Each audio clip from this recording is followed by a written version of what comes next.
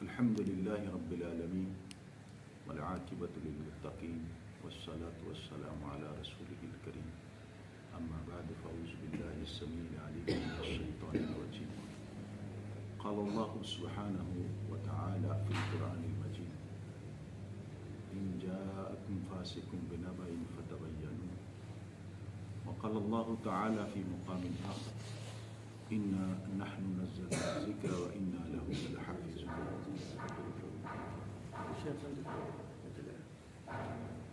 میں نے ابھی سنا ہے کہ آپ دورہ علوم حدیث سے فارغ ہوئے ہیں، اور شیخ سے بات ہوئی تو کہنے لگی کہ آپ نے گفتگو کرنی ہے، تو میں نے کہا میں مصروف ہوں، میں ابھی بھی اسکول سے ہی آیا ہوں، آدھے گھنٹے کے لیے اسکول کی بھی ذمہ داری ہوتی ہے، میں طالب علم ہوں، وہ عالم اتنا بڑا نہیں ہوں کہ ان کا حسن ظن ہے، اللہ مجھے ان کے حسن ظن کے مطابق بنا دے۔ آپ بڑی ہی سعادتوں کے اور بڑی ہی خوش نصیبیوں کے مالک ہیں۔ مجھے امام شافعی رحمہ اللہ کی بات یاد آ رہی ہے، وہ فرمایا کرتے تھے کہ علماء اہل الحدیث یا علماء اہل السنہ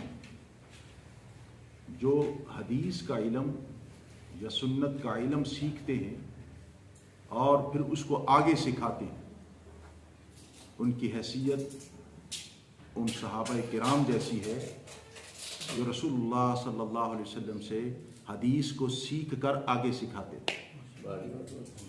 اس سے بڑی اور سعادت کیا ہو سکتی ہے؟ آج کل علماء کا بہت بڑا فقدان ہے۔ محترم قاری بلال صاحب میرے استاد محترم ہیں، انہوں نے ابتدا سے انتہا تک یعنی آخر تک مجھے پڑھایا، الحمدللہ۔ اللہ تعالیٰ ان کو زندگی دے، عمر دراز فرمائے، اور ان کی موجودگی میں یہ میرے لیے بھی سعادت عظمیٰ سے کم نہیں ہے کہ میں آپ سے ہم کلام ہو رہا ہوں۔ بس یہی خواہش ہوتی ہے کہ اللہ تعالیٰ ہمارا بھی علماء میں جو حدیث کی خدمت کرتے ہیں کسی کونے کھدرے میں نام لکھ لے، تاکہ کل قیامت کے دن آواز آئے تو ہمارا بھی وہاں خادم ہونے کی حیثیت سے نام ہو، اللہ ہماری بخشش کا سامان پیدا کر۔ تو میں آپ کو بات سنا رہا تھا امام شافعی رحمہ اللہ کی۔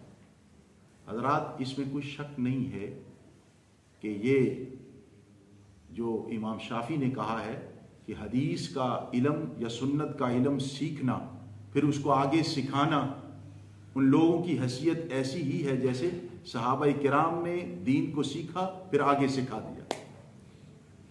اور جو آپ کام سیکھ رہے ہیں علوم حدیث کا، اس سے مراد علل الحدیث، جرح و تعدیل، ناسخ منسوخ کا علم، یا دیگر جو علوم ہیں جو محدثین نے صرف سنت اور حدیث کی حفاظت کے لیے وضع کیے، اور انہوں نے کو اپنی طرف سے نہیں کیے۔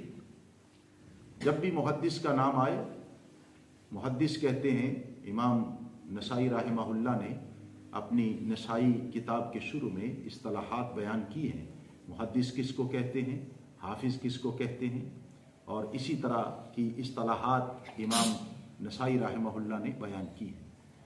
محدث کم از کم وہ جس کو 1,00,000 حدیث بما سند بما متن یاد ہوتی ہے۔ جب محدثین کا نام لیا جاتا ہے تو اس میں صحابہ کرام صف اول میں کھڑے ہوتے ہیں۔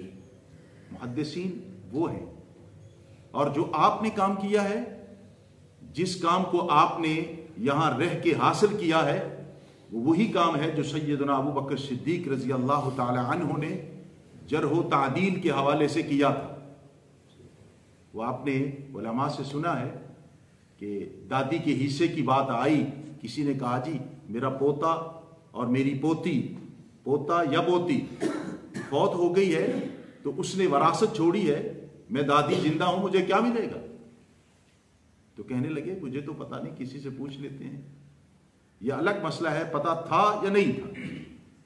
تو کسی نے کہا جی اس کا چھٹا حصہ ہے، رسول اللہ صلی اللہ علیہ وسلم نے دادی کو چھٹا حصہ دیا ہے۔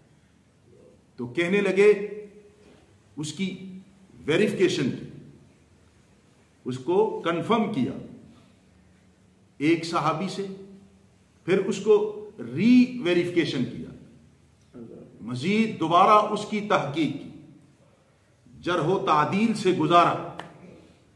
तो एक सहाबी खड़ा होके कहता है, उधर से एक सहाबिया खड़ी होके कहती है कि जब रसूलुल्लाह सल्लल्लाहु अलैहि वसल्लम ये ऐलान कर रहे थे तो उस वक्त मैं उस महफिल में मौजूद था, आपने वो काम किया है। और मैं इस दौर में उलमा का बड़ा फुकदान है, ये मैं एक फ़िक्रा कह चुका हूँ, ऐसे उलमा का जो ऐसे उलूम को सीखते हैं और उनको आगे सिखाते हैं। ये आपको वाइज़ीन या इस किस्म के उलमा जो अपने आप को उलमा और बड़े बड़े अलक़ाब अपने शुरू आखिर में लगाने से वो फ़ख्र भी महसूस करते हैं, असल में यही इल्म है। और याद रखिएगा, ये मैं बड़े वसूख से कह रहा हूँ अपने उस्ताद की मौजूदगी में और प्रोफेसर मुज़म्मिल अहसन शेख हाफिज़हुल्लाह की मौजूदगी में, जिस आलिम की आप सनद नहीं जानते, जिस आलिम का आपको पता नहीं इसने कहाँ से इल्म सीखा, कहाँ से पढ़ा, इसके असातिज़ा कैसे हैं, यानी उसका इल्म भी मजहूल है और उसका जो है माजी भी मजहूल है, आप उसकी गुफ्तगू ना सुना करो। असल इल्म यही है, असल आलिम यही है जो उलूम हदीस को सीख के फिर आगे दीन का काम करता है। आपने उलमा को पढ़ा होगा, आपने सुना भी है, इमाम बुखारी राहिमहुल्लाह, आपने उलमा से सुना है राहिमहुल्लाह, इनको अमीरुल मोमिनीन फिल हदीस कहा जाता है। 12 लोग थे अमीरुल मोमिनीन फिल हदीस, उनमें चोटी के अमीरुल मोमिनीन फिल हदीस इमाम बुखारी। और आपने उलमा से सुना है कि उन्होंने 6 लाख अहादीस में से कितनी हदीसें लिखी जो बुखारी में मौजूद हैं? 2600 के लगभग, नहीं शायद 2600 के लगभग, 2600 के। अल्लाह अकबर। ये 6 लाख अहादीस जो हैं, ये आपको पता है कि 6 लाख अहादीस का मतलब क्या है और इसके पीछे मेहनत कितनी है? पहली हदीस है अन उमर इब्न ख़त्ताब रज़ी अल्लाह तआला अन्हु क़ाल क़ाल रसूलुल्लाह सल्लल्लाहु अलैहि वसल्लम इन्नमल अअमालु बिन्नियात इला आखिर। 750 तुरक हैं इस हदीस के, 750 गोया संदे हैं इस हदीस की, या यूं कह लीजिए 750 बंदों से सुनकर इमाम बुखारी ने बयान किया। हदीस एक है, हदीस एक है, उसके कई तुरक हैं और कई उसकी संदें। इन संदों का इल्म हासिल करना, ये तुरक जानना, यही उलूम हदीस है। और ये आसान नहीं है। कोई यहाँ सारे कसूर में नहीं रहते 750, कोई दमशक में रहता है, अल्लाह अकबर, और कोई मिस्र में रहता है, कोई हिजाज में रहता है, कोई मक्का में रहता है, कोई मदीना में रहता है। उसी तरह काम किया जिस तरह सहाबाए किराम रिज़वानुल्लाह अलैहिम अजमाइन ने किया। उबादा बिन सामित रज़ी अल्लाह तआला अन्हु, अल्लाह अकबर, पता चला कि दमशक में एक सहाबी हैं, तो उनके पास एक हदीस है, उसकी वेरिफिकेशन करने के लिए जाते हैं। घोड़े पे सवार हुए, वहां पहुंचे कई दिनों के बाद। अब वहां पहुंचे तो लोगों को पता चला उबादा बिन सामित आए, इस्तिकबाल के लिए निकले, घोड़े के ऊपर ही बैठे हैं। तो सहाबी रसूल गालिबन हज़रत मुगीरा थे रज़ी अल्लाह तआला अन्हु, चूँकि मैं इसको देख के तो नहीं आया, ये पुरानी बातें हैं जो याद की हैं और पढ़ी हैं, तो उन्होंने उनसे पूछा कि ये हदीस आपको याद है क्या? अल्लाह के नबी ने इस तरह फरमाया है, आपके जहन में है? कहा जी हाँ, सारी हदीस पढ़ के सुना। यानी उसी तर्ज पर इमाम बुखारी राहिमहुल्लाह जो सहाबा के काम थे उसी तरह के, कोई हिजाज में, कोई मिस्र में, अल्लाह अकबर। ऐसे ही आप इन उलमा को पढ़ें तो पता चलता है कि कैसे कैसे उन्होंने मेहनतें की, किस किस तरह, जिस तरह माशाल्लाह आप लोगों ने दूर दराज से आके यहाँ काम किया। और इसके पीछे एक बहुत बड़ी मेहनत है। वही जुमला जो पहले वाला इमाम शाफई का, कि वो ऐसे नहीं उन्होंने कह दिया, अल्लाह बड़ी मेहनत की। एक उस्ताद हैं इमाम मुस्लिम के, शेख इब्राहिम सईद राहिमहुल्लाह, बहुत बड़े मुहद्दिस थे और इमाम मुस्लिम के उस्ताद थे। کسی نے جا کے پوچھا جی آپ ابو بکر صدیق رضی اللہ تعالی عنہ کی مجھے حدیث چاہیے، تو انہوں نے اپنے شاگردوں میں سے کسی سے کہا کہ آپ سیدنا ابو بکر صدیق رضی اللہ تعالی عنہ کی جو مرویات ہیں میری لائبریری میں، جتنی بھی کتابیں ہیں ان میں سے جو 23 نمبر جلد ہے وہ لے کے آئیں۔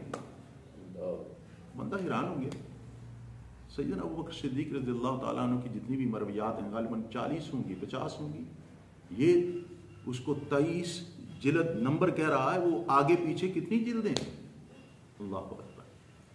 تو جب انہوں نے کتاب پیش کی تو انہوں نے پوچھ لیا ابراہیم بن سعید سے کہ شیخ میں نے تو ایک حدیث مانگی ہے اور آپ نے کہا جب تلک مجھے ایک سند کے 30 ترک نہیں مل جاتے، 30 بندوں سے میں تصدیق نہیں کر لیتا، تب تک میں یقین نہیں کرتا، میں اپنے آپ کو یتیم سمجھتا۔ اور ایک جگہ نہیں، یہاں وہاں پھر جانا، پھر سفر کرنا۔ اللہ تعالیٰ آپ کو سعادتوں سے نوازے۔ یہ آج کل حدیث لوگ بیان کر دیتے ہیں جی یہ حدیث ایسی ہے، حدیث کا پتہ ہی نہیں ہوتا، حدیث مرسل ہے، مرسل کا بھی پتہ نہیں ہوتا۔ حالانکہ مرسل اس حدیث کو یہ عرف عام میں یہی ہے کہ تابعی اگر صحابی کا ذکر چھوڑ کے ڈائریکٹ رسول اللہ صلی اللہ علیہ وسلم سے بیان کرے تو وہ مرسل روایت ہے۔ بعض نے اس کو مانا بھی ہے، بعض نے اس کو نہیں مانا۔ امام حنیفہ رحمہ اللہ نے 2 شرطیں رکھی ہیں پھر مانا ہے، امام شافعی رحمہ اللہ اس کو نہیں مانتے۔ بات یہ ہے کہ ایک ہے مرسل صحابی، صحابی کلو ہم صدوق، سارے کے سارے سچے تھے۔ اب ایک صحابی اگر یہ کہتا ہے کہ اللہ کے نبی نے یہ کہا ہے، سنا اس نے صحابی سے، نبی سے نہیں سنا، اب اس کو مرسل صحابی کہتے ہیں، مگر یہ روایت صحیح ہے۔ جب یہ سیکھیں گے تو پتہ چلے گا، جب علوم حدیث کو پڑھیں گے، جب علل الحدیث، جرح و تعدیل، ناسخ منسوخ، یہ سارے علوم پڑھیں گے تو پتہ چلے گا۔ اس لیے امام نسائی نے ایک اصطلاح بیان کی ہے الرحلہ یا الرحلہ، کہ ان کے سفر چیک کرو۔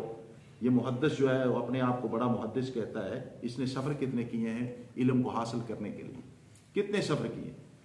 پتہ چلا کہ اس نے حجاز کا بھی سفر کیا ہے، مصر کا بھی سفر کیا ہے، دمشق کا بھی سفر کیا ہے، بہت بڑے سفر کیے ہیں اس نے۔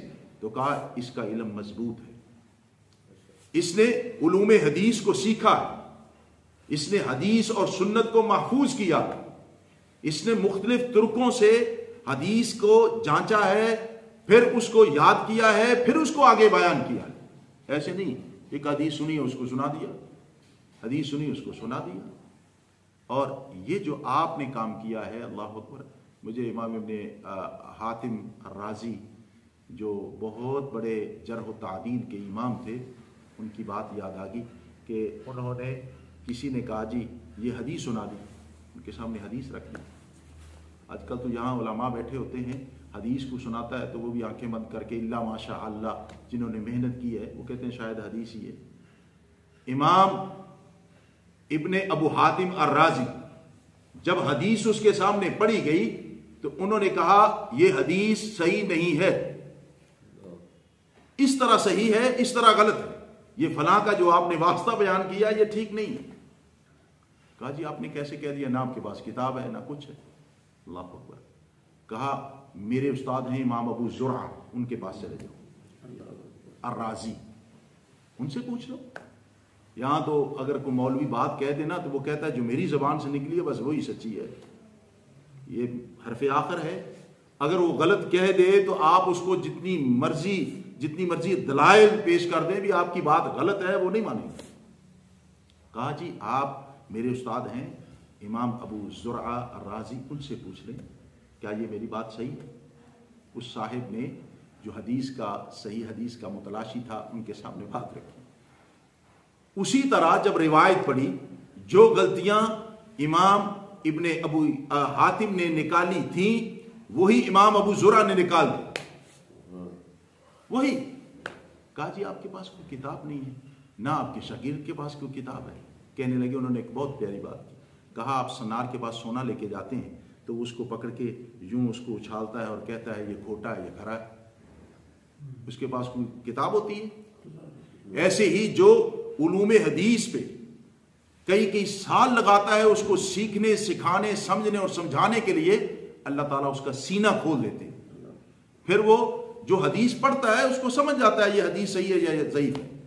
کہ کب پتہ چلے گا؟ جب ہم ایسا کام کریں گے جو آپ نے کیا ہے.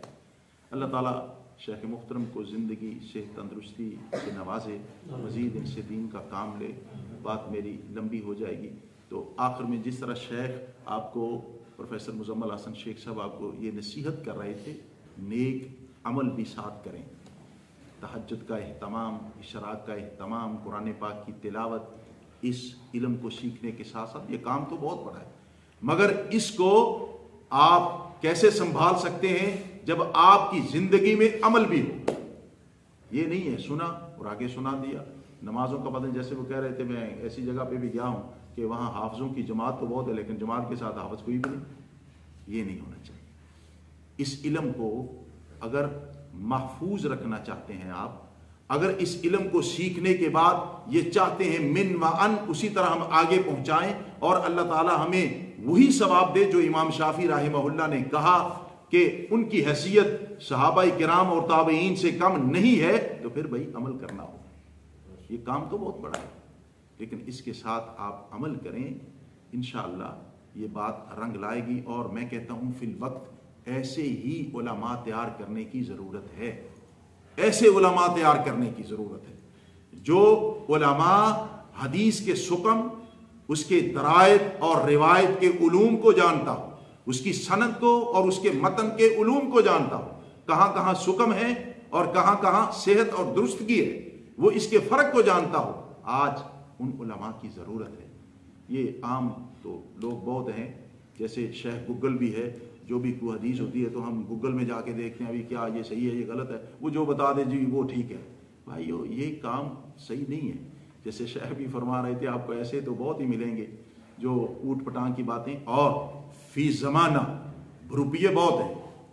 آپ جب باہر نکلیں گے تو آپ کے ساتھ شیاطین بھی پھر کھڑے ہو جائیں، کیونکہ آپ کھرا سودا لے کے نکل رہے ہیں، اور کھرے سودے کو چور بہت لگتے ہیں، چور بہت چوری کرتے ہیں. اس لیے آپ عمل سے ہی بچا سکتے ہیں کھرے سودے کو، اور عمل سے ہی آپ آگے اس کی ترویج اور اشاعت کر سکتے ہیں.